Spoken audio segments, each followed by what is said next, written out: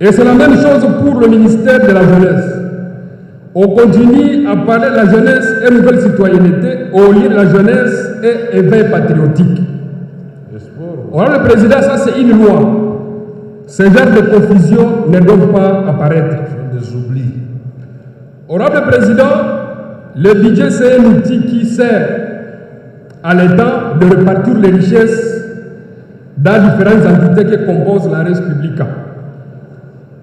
Mais nous constatons que le principe de l'équilibre budgétaire dans la répartition des ressources n'est pas respecté.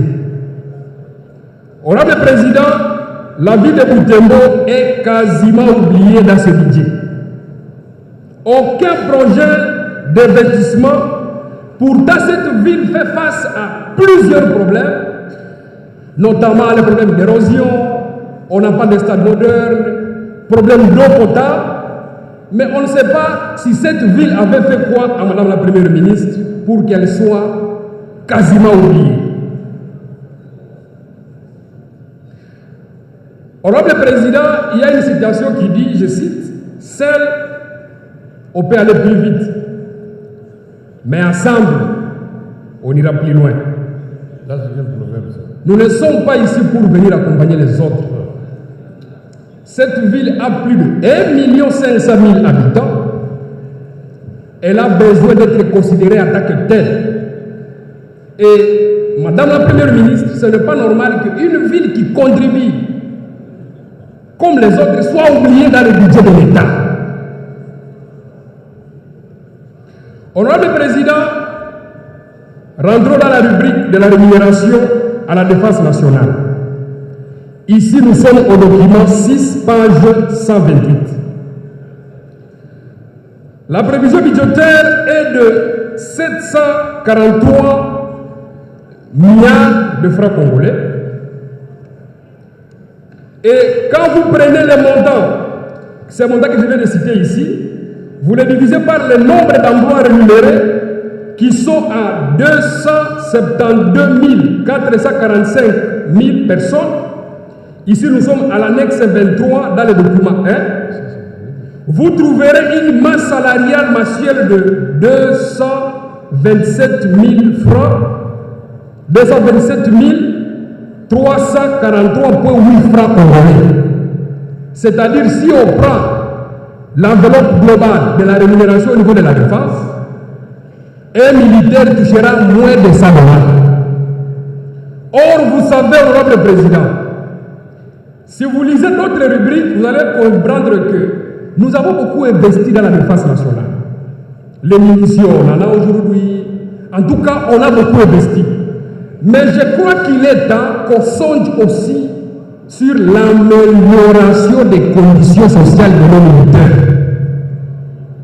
Et dans cette enveloppe ici, c'est tout le monde, c'est la rémunération du ministère. Donc, ce n'est pas normal. Nos militaires qui se pavanent pour défendre la nation, mais ils ne se retrouvent pas. Le problème suivant, notre président. Madame la Première ministre comprend très bien. Quand vous évoquez le passé au problème suivant. D'accord. Allons à la page 493 du document 6. C'est le ministère de la Jeunesse, honorable président. Oui. La prévision budgétaire est de 60 milliards, soit 20 millions de dollars, équivalent à 0,13% sur les 8 milliards du budget. Honorable président, la jeunesse est sacrifiée. La jeunesse est oubliée. Alors que cette jeunesse occupe plus de 50% de la population congolaise, mais on ne réserve à cette jeunesse que des miettes. Ce n'est pas normal, président. Pourtant, ce ministère ici, c'est un ministère qui va nous aider à éveiller, à relever l'éveil patriotique. Ça, c'est un grand chantier. On a oublié la jeunesse, passer à autre chose.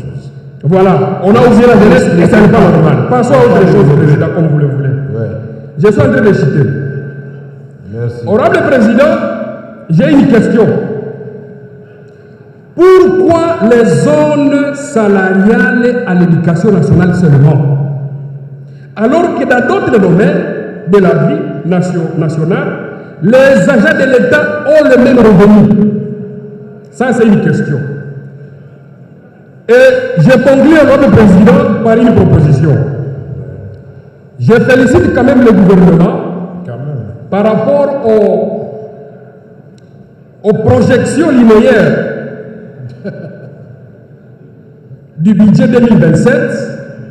J'ai constaté qu'on aura observé une stabilité macroéconomique.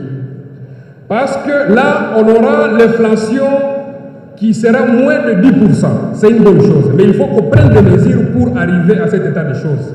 Merci. Et c'est pourquoi je propose au gouvernement d'accélérer la procédure du budget programme. Parce qu'avec le budget programme, on aura la possibilité non seulement de respecter l'orthodoxie budgétaire, mais ces histoires-là de dépassement n'auront plus lieu. Et à ce moment-là, on peut arriver à cet objectif ici d'avoir un taux d'inflation de moins de 10%. J'ai dit au nom du président. Merci, honorable.